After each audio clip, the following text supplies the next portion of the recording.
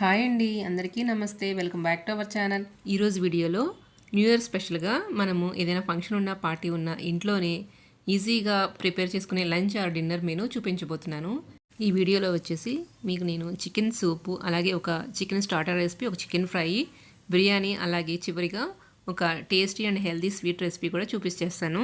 ముందుగా ఈ వీడియోలో healthy and tasty chicken soup ఎలా రెడీ చేసుకోవాలో చూసేద్దాం. ముందుగా ఈ రెసిపీ తయారు చేసుకోవడం కోసం ఒక పావు కేజీ చికెన్ని నీట్గా వాష్ చేసుకొని పక్కన పెట్టుకోవాలి. మీరు విత్ బోన్స్ అయినా తీసుకోవచ్చు. ఇక్కడ నేను బోన్లెస్ చికెన్ తీసుకున్నాను. ఇప్పుడు స్టవ్ మీద ఒక ప్రెషర్ కుక్కర్ పెట్టుకొని దానిలో ఒక హాఫ్ టీ స్పూన్ నెయ్యి వేసుకొని, నెయ్యి వేడైన తర్వాత దీనిలో ఒక బిర్యానీ ఆకు, ఒక ఇంచు దాల్చిన చెక్క, అలాగే ఒక 2 లవంగాలు వేసుకోవాలి. ఇవి ఒక హాఫ్ మినిట్ ఫ్రై చేసుకున్న తర్వాత నెక్స్ట్ దీనిలోని ఒక చిన్న ఆనియన్ని ఇలా ఫైన్ ముక్కలుగా కట్ చేసుకొని యాడ్ చేసుకోవాలి. మీరు నెయ్యి ప్లేస్లో బటర్ ఉంటే కనుక ఒక చిన్న బటర్ క్యూబ్ వేసుకోండి, ఫ్లేవర్ చాలా బాగుంటుంది. ఆనియన్స్ని ఒక 5 మినిట్స్ ఫ్రై చేసుకోవాలి. ఇవి ఫ్రై అయ్యేలోపు ఒక మిక్సర్గా తీసుకొని దానిలో ఒక 2 టేబుల్ స్పూన్ల ఆనియన్స్ని ఇలా కట్ చేసుకొని వేసుకోవాలి. అలాగే ఒక గుప్పెడంత కొత్తిమీర ఆకుల్ని కాడలతో సహా వేసుకోవాలి. నెక్స్ట్ దీనిలోనే ఒక టీ స్పూన్ పెప్పర్ వేసుకోవాలి. ఈ సూప్లో సపరేట్గా కారం ఏమి వేయమండి, మీకు కావాల్సిన స్పైసీనెస్ని చూసుకొని పెప్పర్ అనేది తీసుకోండి. ఇక్కడ నేను నల్ల మిరియాలు వేసుకుంటున్నాను కదా, మీ దగ్గర ఉంటే తెల్ల మిరియాలైనా వేసుకోవచ్చు. ఇప్పుడు దీనిలోనే ఒక 2 టేబుల్ స్పూన్ల వాటర్ని కూడా యాడ్ చేసుకొని దీన్ని మెత్తని పేస్ట్ లాగా గ్రైండ్ చేసుకోవాలి. ఇలా గ్రైండ్ చేసుకున్న పేస్ట్ని పక్కన పెట్టుకోవాలి. చూడండి, ఈలోపు మనకి ఆనియన్స్ కూడా ఫ్రై అయిపోయాయి కదా. ఇప్పుడు దీనిలోని ఒక half teaspoon ginger garlic పేస్ట్ని వేసుకొని పచ్చివాసన పోయేంత వరకు ఫ్రై చేసుకోవాలి. మీ దగ్గర రెడీగా జింజర్ గార్లిక్ పేస్ట్ లేకపోతే మీరు కొత్తిమీరలోని ఒక ఇంచు అల్లం ముక్క, అలాగే 4-5 వెల్లుల్లి రెబ్బలు వేసుకొని మిక్సీ వేసుకోండి. ఇలా బాగా ఫ్రై చేసుకున్న తర్వాత మనం ముందుగా క్లీన్ చేసి పెట్టుకున్న చికెన్ని కూడా దీనిలో యాడ్ చేసుకొని ఒక 5 మినిట్స్ ఫ్రై చేసుకోవాలి. ఇది సూపుగానే కాదండి, మనం చపాతీలోకి తిన్నా కానీ టేస్ట్ అయితే సూపర్గా ఉంటుంది. ఇలా చికెన్ ఒక 5 మినిట్స్ ఫ్రై చేసుకున్న తర్వాత మనము రెడీగా పెట్టుకున్న కొత్తిమీర పేస్ట్ని కూడా వేసుకోవాలి. మీకు సూప్లో పుదీనా ఫ్లేవర్ కూడా కావాలంటే బ్లెండ్ చేసుకునేటప్పుడే ఒక 7-8 పుదీనా ఆకులు కూడా వేసుకొని బ్లెండ్ చేసుకోండి. ఇప్పుడు అంతా ఒకసారి మిక్స్ చేసుకున్న తర్వాత పచ్చివాసన పోయేంత వరకు ఒక 5 మినిట్స్ కుక్ చేసుకోవాలి. నెక్స్ట్ దీనిలోనే ఒక పావు టీ స్పూన్ పసుపు, అలాగే రుచికి తగినంత ఉప్పు వేసుకొని ఒకసారి బాగా కలుపుకొని ఒక 5 మినిట్స్ కుక్ చేసుకోవాలి. చూడండి, ఇలా ఒక 5 మినిట్స్ తర్వాత కొంచెం థిక్గా అయిన తర్వాత ఇప్పుడు దీనిలో ఒక 200 ml వరకు వాటర్ని యాడ్ చేసుకొని ఒకసారి మిక్స్ చేసుకొని మీకు సాల్ట్ అండ్ పెప్పర్ సరిపోయిందేమో చెక్ చేసుకొని, సరిపోకపోతే కొంచెం యాడ్ చేసుకోండి. ఇప్పుడు మూత పెట్టుకొని ఒక 4 to 5 విజిల్స్ వచ్చేంత వరకు మీడియం ఫ్లేమ్లో కుక్ చేసుకోవాలి. చూడండి, ప్రెజర్ పోయిన తర్వాత ఒకసారి మూత తీసి చూద్దాము. ఒక చికెన్ పీస్ తీసుకొని మీకు పర్ఫెక్ట్గా కుక్ అయిందా లేదా ఒకసారి చెక్ చేసుకోండి. మీకు ఇంకొంచెం థిక్ కన్సిస్టెన్సీ కావాలి, చికెన్ కుక్ అవ్వలేదు అనిపిస్తే ఒక 5 మినిట్స్ కుక్ చేసుకోవాలి. ఈ సూప్లో ఇప్పుడు ఒక టీ స్పూన్ నిమ్మరసం కూడా యాడ్ చేసుకొని ఒకసారి బాగా మిక్స్ చేసుకోవాలి. దీన్ని వేరొక బౌల్లోకి ట్రాన్స్ఫర్ చేసుకొని వేడివేడిగా సర్వ్ చేసుకోవడమే. చూసారు కదా, టేస్టీ చికెన్ సూప్ మనం ఇంట్లోనే ఎలా ప్రిపేర్ చేసుకోవాలో. నెక్స్ట్ స్పైసీ అండ్ యమ్మీగా ఉండే ఒక స్పెషల్ చికెన్ స్టార్టర్ రెసిపీ చూసేద్దాం. మనము రెస్టారెంట్ స్టైల్ గ్రీన్ చికెన్ని ఇంట్లోనే చాలా ఈజీగా ఇంకా మరింత టేస్టీగా ఎలా ప్రిపేర్ చేసుకోవాలో ఈ వీడియోలో చూసేద్దాం. ముందుగా ఈ రెసిపీ ప్రిపేర్ చేసుకోవడం కోసం ఒక హాఫ్ కేజీ బోన్లెస్ చికెన్ తీసుకోవాలి. చికెన్ని 2-3 సార్లు శుభ్రంగా వాష్ చేసుకొని ఇలా ఒక బౌల్లోకి తీసుకొని పక్కన పెట్టుకోవాలి.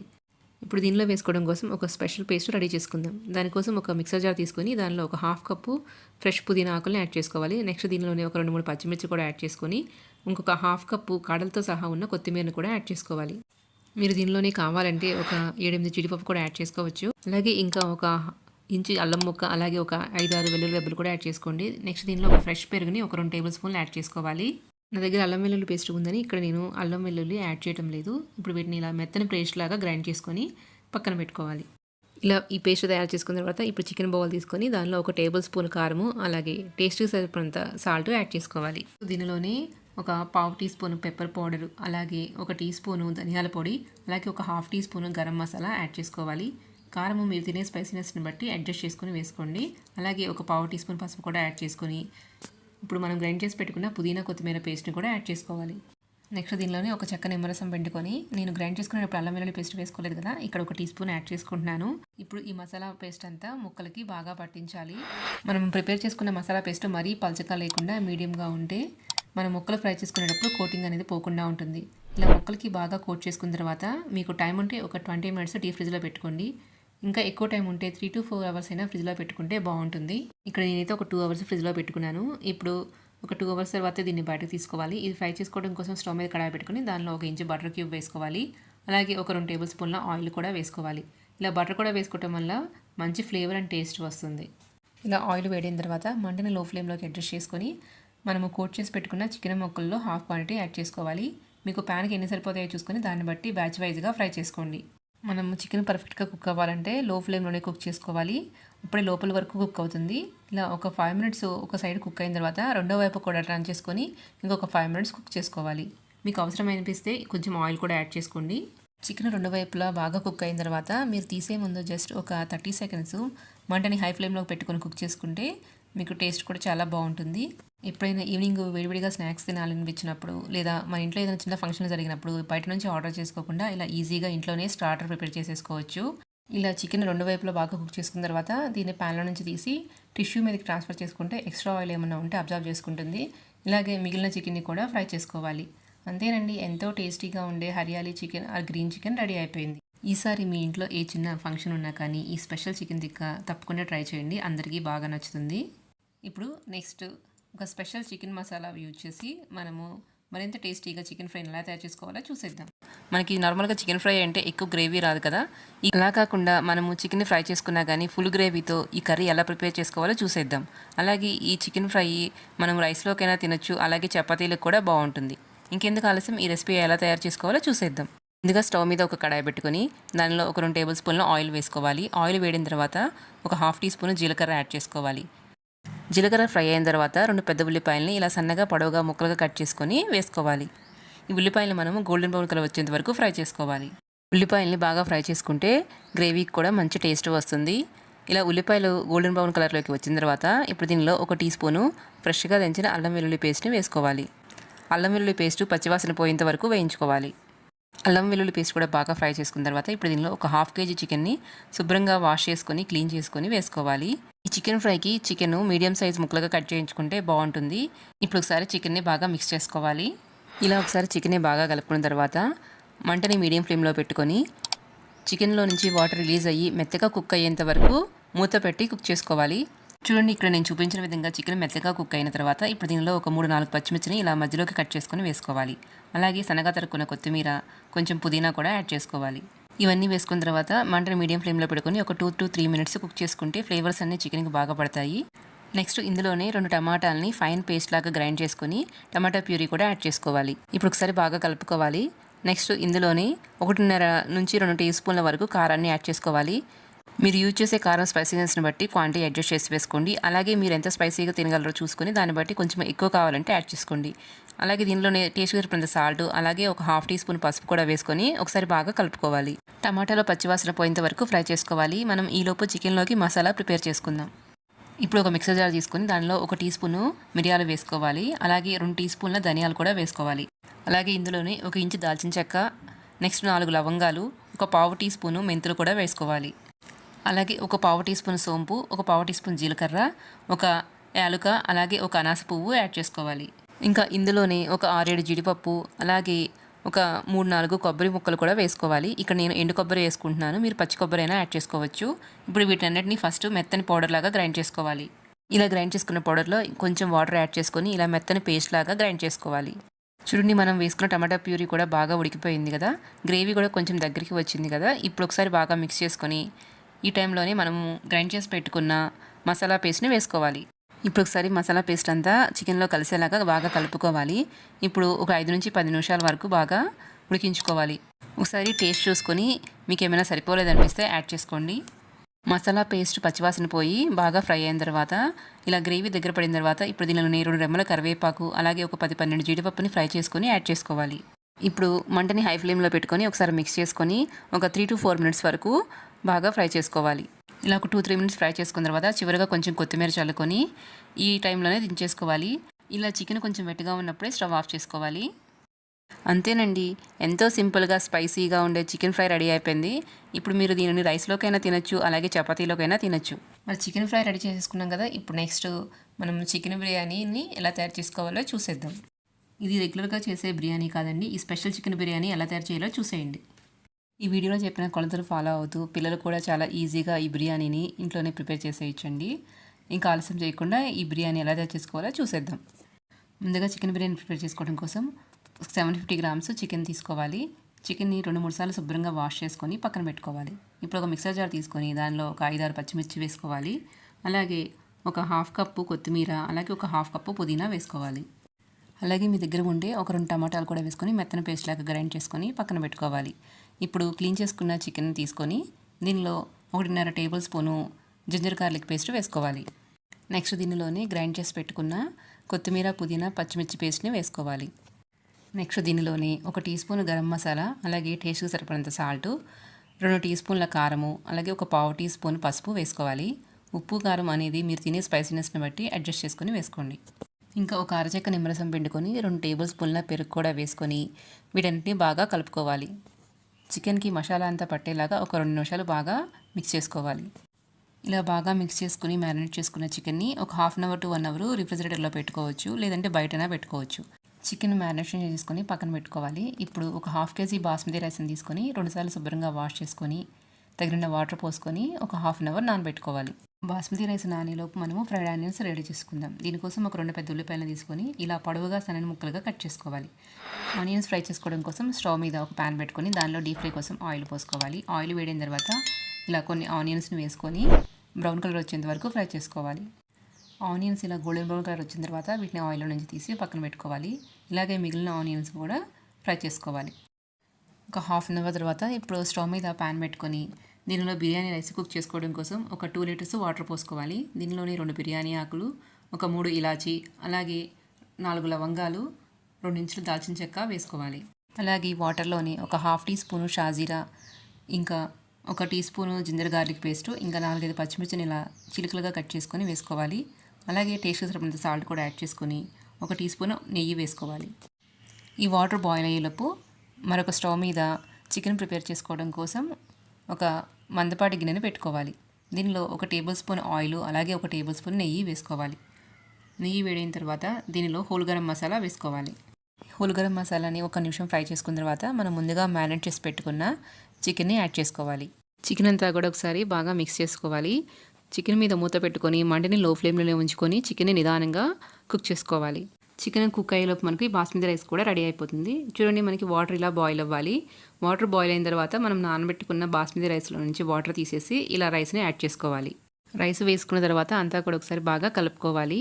మంటని మీడియం ఫ్లేమ్లోకి అడ్జస్ట్ చేసుకొని మధ్య మధ్యలో రైస్ని కలుపుకుంటూ కుక్ చేసుకోవాలి. రైస్ మనం ఆల్రెడీ నానబెట్టుకున్నాం కాబట్టి ఒక 10 మినిట్స్లోనే కుక్ అయిపోతుంది. రైస్ ఇలా 80% కుక్ అయిన తర్వాత వాటర్లో నుంచి తీసి వేరొక బౌల్లోకి ట్రాన్స్ఫర్ చేసుకోవాలి. రైస్ చూడండి, ఇలా కుక్ అయితే సరిపోతుంది. ఇప్పుడు మనకి చికెన్ ఉడికిందేమో ఒకసారి చెక్ చేసుకుందాము. చికెన్ మనకి ఆల్మోస్ట్ కుక్ అయిపోయిందండి. ఒకసారి ఒక చిన్న ముక్క తీసుకొని చెక్ చేయండి, కుక్ అయిందో లేదో తెలుస్తుంది. చికెన్ ఇంకొక 5 మినిట్స్ కుక్ చేసుకుంటే సరిపోతుందండి. చికెన్ని కూడా 70 to 80% వరకు కుక్ చేసుకుంటే సరిపోతుంది.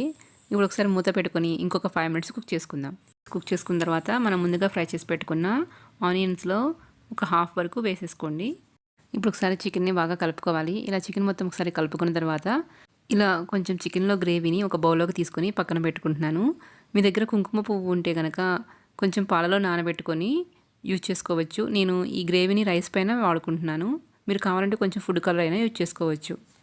ఇప్పుడు చికెన్ మీద ఒక లేయర్ లాగా మనము కుక్ చేసి పెట్టుకున్న బిర్యానీ రైస్ని వేసుకోవాలి. ఇక్కడ నేను కుక్ చేసి పెట్టుకున్న రైస్లో ఒక 1/2 వరకు వేసుకుంటున్నాను. ఇలా రైస్ని లేయర్ లాగా వేసుకున్న తర్వాత ఇప్పుడు దీని మీద కొంచెం గరం మసాలా వేసుకోవాలి. అలాగే కొంచెం కొత్తిమీర, అలాగే ఫ్రై చేసుకున్న ఆనియన్స్ కూడా వేసుకోవాలి. ఇప్పుడు దీని మీద పక్కకు తీసి పెట్టుకున్న గ్రేవీ కొంచెం వేసుకొని అలాగే 1 టీ స్పూన్ నెయ్యి కూడా వేసుకోవాలి.